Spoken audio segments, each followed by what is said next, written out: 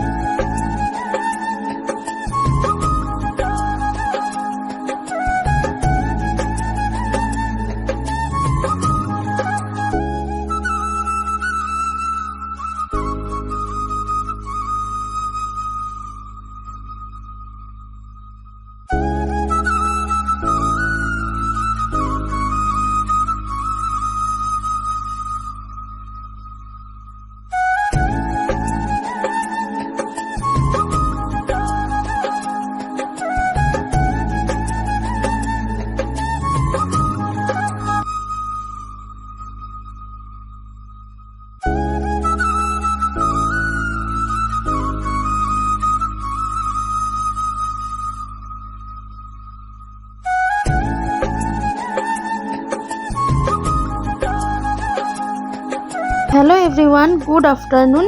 কারণ আজকে হচ্ছে শিবরাত্রি, তো তোমরা সবাই জানো শুক্রবারে শিবরাত্রি ছিল আর শনিবার দিনও ছিল। তো শুক্রবার দিন অনেক রাত্রে হবে দেখে শনিবার দিন আর কি বেশিরভাগ মানুষ জল দিয়েছে। তো আমরা আজকে শুক্রবার, আজকে বেরিয়ে পড়লাম হঠাৎ প্রোগ্রাম। তো 3টার দিকে প্রোগ্রাম হলো, 3:30টার মধ্যে রেডি হয়ে বেরিয়ে পড়লাম। 3:30 না, 4টাই বেজে গিয়েছিল বাড়ির থেকে বেরোতে হতে। তো আমাদের এখান থেকে পাহাড় কাছাকাছি যে পাহাড় আছে ওখানে একটা মন্দিরও আছে, তো আমরা আজকে যাচ্ছি সেই মন্দিরে। তো যেহেতু হঠাৎ প্রোগ্রাম, জানাই ছিল না যাব, তো তোমাদের দাদাভাই যেতে পারলো না কারণ ওর কাজ ছিল। বললাম না হঠাৎ প্রোগ্রাম করলাম। তো বললাম আমার দেওর এসছে বাংলাদেশ থেকে আর একটা কাকি শাশুড়ি এসছে, মানে ওরা মা ছেলে দুজনে এসছে বাংলাদেশ থেকে। তো পরে তোমাদের দাদাভাই বললো তাহলে তোমরা এই সবাই মিলে চলে যাও, আমি কাজে যাই। তারপরে আমরা আমাদের মতো সুন্দর তাড়াতাড়ি রেডি হয়ে হঠাৎ প্রোগ্রামে বেরিয়ে পড়লাম ভুটান পাহাড়ের কাছে আর কি। এখানে মাকড়াপাড়া কালী মন্দির আছে আর কি, কালী মন্দির পাশে শিব মন্দিরও আছে। তো এখানে যাচ্ছি। তো এই যে রাস্তায় বেরিয়ে পড়লাম, কারণ বাড়ির থেকে ব্লগটা স্টার্ট করতে পারিনি, সময় ছিল না, তাই ফাইনালি পৌঁছে গেলাম শিব মন্দির, মানে কালী মন্দির পাশে শিব মন্দির চলে আসলাম। তো এই যে আমি এখন উঠে পড়লাম, তো তাই আর কি দেওরটাকে বলছিলাম যে একটু ভিডিও করো, তো ভিডিওগুলো। আর এই যে আমার কাকি শাশুড়ি মানে কাকিমা, তো দুইজনে যাচ্ছি, তো ভিডিও করলাম। তো এই যে এখানে সামনে, আর এই ঠাকুরটা না খুব জাগ্রত কালী ঠাকুর, তো যে কারণে আমি মানে মন্দিরের কাছে যাইনি।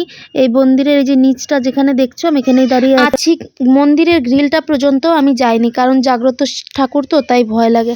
আর এই যে দেওরটা এখন এখানে একটু পুজো দিয়ে নিচ্ছে, ভাবলো আসলাম তাহলে কেন দিব না, তো একটা ডালা, ফুলের ডালা দিয়ে, মানে ফুলের ডালা আর কি যেটা হয় ওটা দিয়েছে, দিয়ে 2টা ধূপকাঠি এখানেও একবারে দিয়ে দিল। যেহেতু আমরা মানে প্ল্যান ছিল না, যদি প্ল্যান থাকতো সকালবেলায় আসতাম আর সুন্দর সারাদিন ঘুরে টুরে তারপরে জল ঢেলে বাড়ি চলে যেতাম, তো প্ল্যান ছিল না দেখেই এত কিছু। তো এখান থেকে সামনে ওরা যেহেতু ভুটান পাহাড় মানে ভুটান বর্ডার দেখেনি, তো তার জন্য ভুটান বর্ডারের কাছেও চলে গেলাম। এই যে বড় গেটটা দেখতে পাচ্ছ, এটা হচ্ছে ভুটানের বড় গেট। এই গেট দিয়েই অনেক মানুষ পারাপার হচ্ছে, তারপরে গাড়ি ঘোড়াও মানে গাড়িও পার হচ্ছে, এপার ওপার যাচ্ছে আসছে।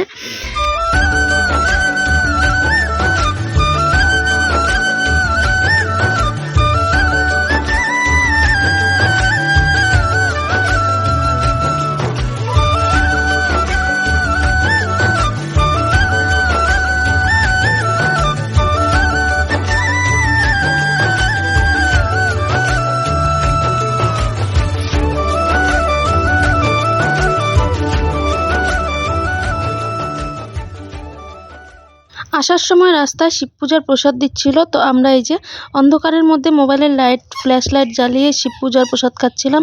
আর আজকের জন্য ব্লগটা টাটা, কেমন লাগলো অবশ্যই জানিও।